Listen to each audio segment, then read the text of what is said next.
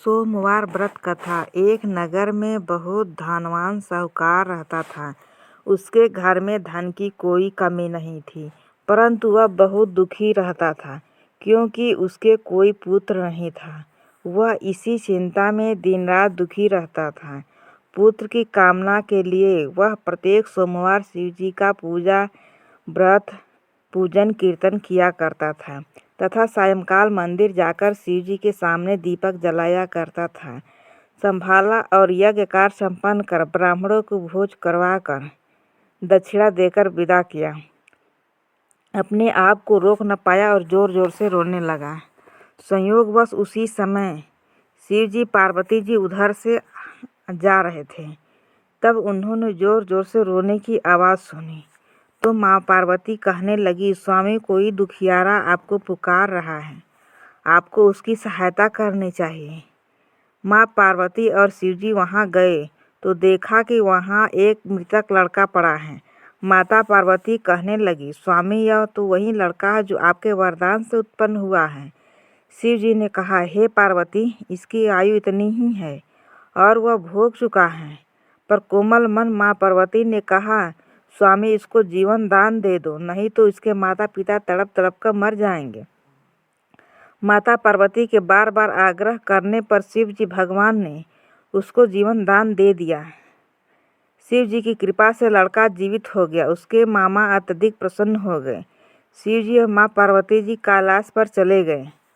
शिक्षा पूर्ण होने पर उसके मामा और भांजा यज्ञ करते हुए ब्राह्मणों को भोजन कराते हुए दक्षिणा देते हुए अपने घर की ओर चल पड़े।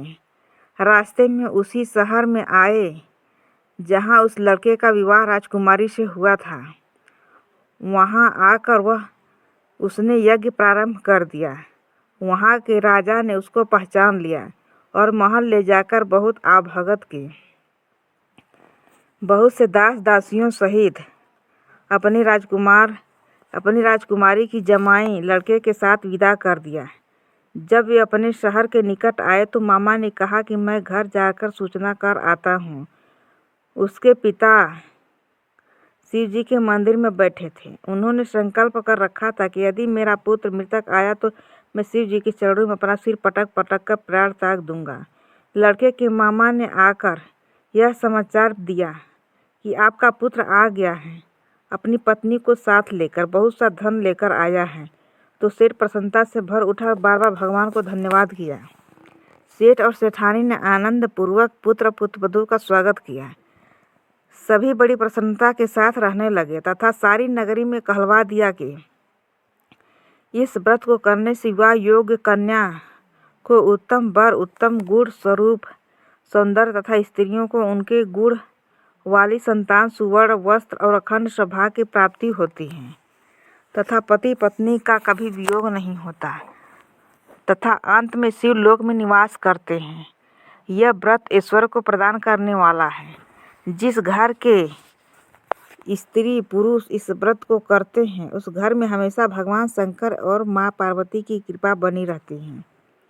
यह स्टोरी आप लोग को कैसी लगी कमेंट करके ज़रूर बताएं और वीडियो पसंद आए तो उसे लाइक सब्सक्राइब करें और अधिक से अधिक शेयर करें।